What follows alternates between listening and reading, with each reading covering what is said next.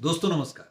Budget 2025 पर चर्चा का बाजार बहुत गर्म है और निश्चित रूप से बहुत सारी क्वेरीज लगातार फ्लो कर रही है। एक क्वेरी जो बड़ी इंटरेस्टिंग है और सैलरीड पेड पर्सन्स के लिए बड़ी इंपॉर्टेंट है कि अनूप जी, अगर मैं सीधे सीधे शब्दों में ये जानना चाहूँ कि इस बजट से स्टैंडर्ड डिडक्शन की लिमिट में क्या परिवर्तन हुआ, तो दोस्तों मैं इस प्रश्न का उत्तर ऐसा दूंगा। ओल्ड रिजीम में स्टैंडर्ड डिडक्शन का क्वांटम 50,000 है और न्यू रिजीम में स्टैंडर्ड डिडक्शन का क्वांटम 75,000 है। इन दोनों ही लिमिट्स में इस बजट से कोई परिवर्तन नहीं हुआ।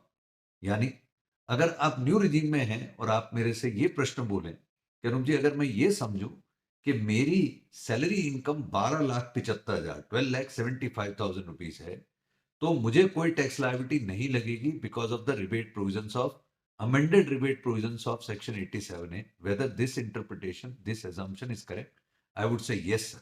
यानी क्लियरली इस बात को समझते हैं कि अगर आप सैलरीड पेड पर्सन है, एज्यूमिंग दैट आपके पास में और कोई इनकम है नहीं या और भी कोई इनकम है और सब स्रोत से मिला करके आपके पास में एक्सेप्ट कैपिटल गेन को अलग लगे रखेंगे, तो आपके पास यदि 12,75,000 तक की टोटल इनकम है या केवल सैलरी इनकम ही 12,75,000 है, तो आपको नील टैक्स लायबिलिटी लगेगी for the financial year 25-26, that is assessment year 26-27।